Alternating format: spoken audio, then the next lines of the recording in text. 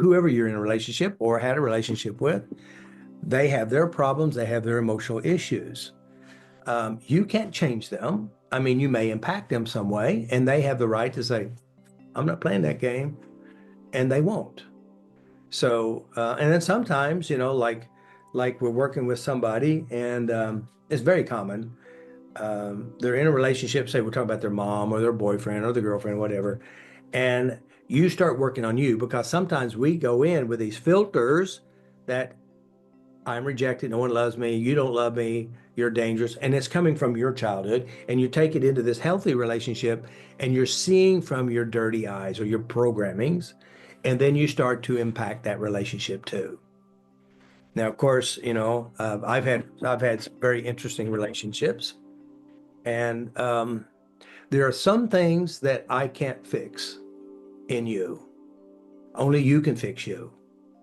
If somebody doesn't think it's wrong to abuse you, to pick on you, to blame you, to guilt you, to whatever they do, in spite of you letting them know, they're going to do what they're going to do, unless they see it wrong or they see it a problem. And so that's where the problem is relationships, because two people come together, they bring two different sets of luggage, and there may be some luggage that crosses over that's similar. They look the same, but when you open it up, they could be totally different content. And so this is how relationships are. So relationships are for education. Relationships are for um, good things, bad things. It all depends on the players and the intention of each player. Now, can you heal and improve a relationship? Yeah, but both players want to play. Like this one person, she's her husband has no problems cheating on her, and she knows it, and it really angers her and upset her. And of course, I said, well, I mean, you either got to do one or two things. Either one, learn to live with it and like it, or two, find a way to move on, or hopefully find some way to encourage him to stop that shit. And so there's lots of elements and variables here. I mean, I've worked with people all across the world, all kinds of relationships, gay relationships, straight relationships, swinging relationships, monogamous relationships, sex relationships, no sex relationships. It's all across the board. Now, if you have two people and they have the same mindset and attitude about the relationship, it could work as they work it together, you know? So for me personally, I don't like to share. They're mine. I don't want to share. It's all mine. I just want just me and them. But it's like for others, like they don't care. They could, shag whoever they want. That just seems a bit bizarre in my world because that's not my typical world. But again, it's all in what they do in their head. One relationship, he or she will abuse the other person, and they're used to that because they come from an abusive family. They know how to live with it and deal with it and suffer through it. So there's a lot of weirdness and there's a lot of patterns. And so your pattern in your life is your pattern in your life, Like some people, men or women, want sex, some people don't. If there's many pillars inside of a relationship. There is the intercommunication between you. There's a sexual relationship. That's the, sexual relationship. There's the living relationship. There is the communication relationships. There's doing things together relationship. There's a spiritual relationship. They're living their life relationship. Now, like I had Christians come to see me. Of course, they both been married. They both had sex and they both had children. And so they're going to make God happy and Jesus happy by not having sex until after they're married. Well, guess what? It doesn't work. He's too big, or he wants it, she doesn't want it, or she wants it, he doesn't want it. So then you got a problem. So everything has to be blended together, work together, because these are very important pillars of all of those. So, how many times I've heard this, and I experienced it personally.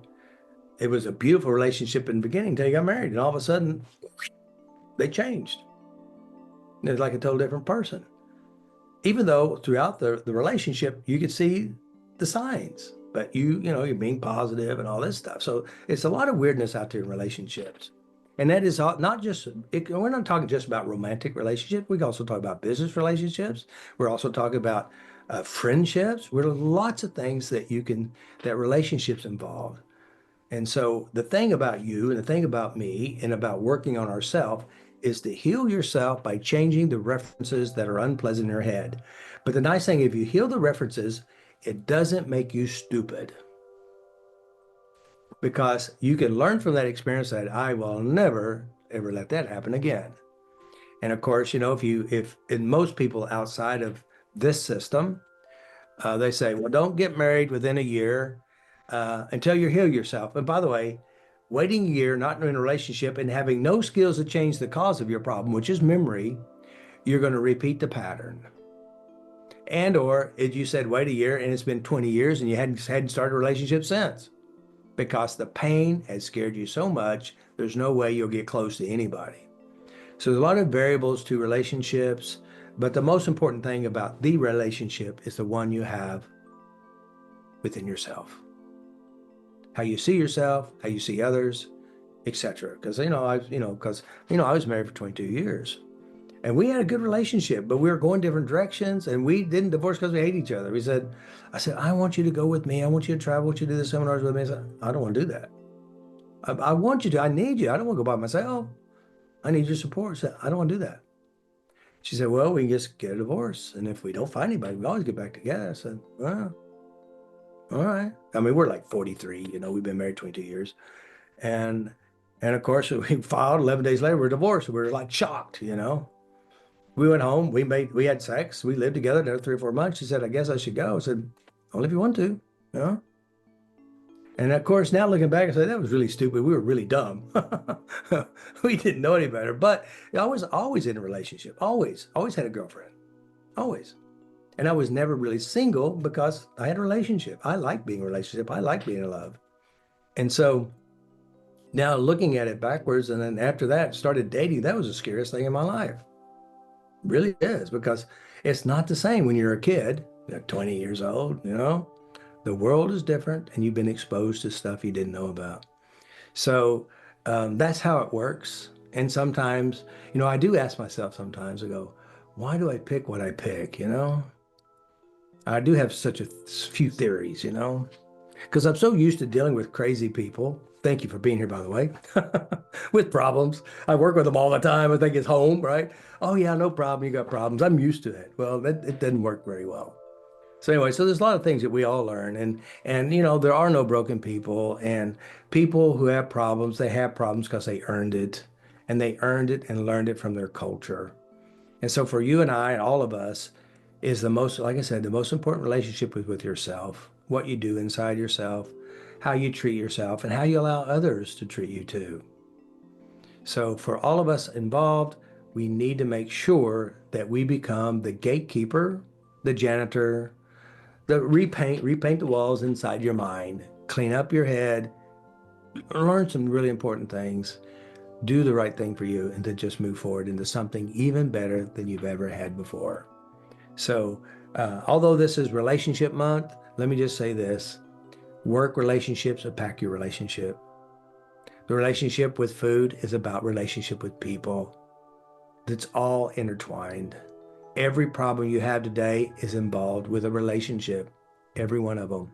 No, I think one of the things that was most notable for me is how I was able to forgive my parents Mm. and forgive myself.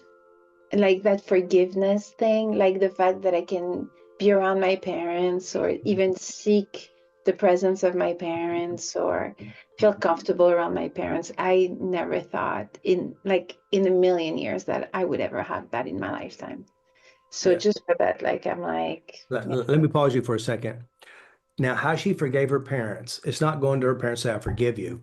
no. She had forgiveness for her parents by changing the memories and references about their parents inside of her head.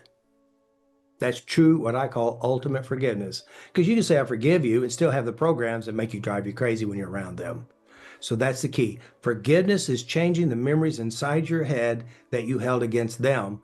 It also becomes a noose around your neck or the poison you drink and thinking they're going to suffer because of it. It's really about ourselves. Also, I want to add that what really helped me was that I actually tapped on myself, tapped all my anger and my memories, like the resentment and all that. But then I tapped on them mentally Yep. and brought them to zero. Yep. And then once I brought them to zero, I built them back up with positive, things. And then once that happened, I was able to finally integrate them inside of me. Mm-hmm. And I would say I forgive you, and I did that too. And once I Mm-hmm. integrated them inside of me, I couldn't believe it, but this shit works. Like it does, like, it does work. And Definitely now, does. yeah.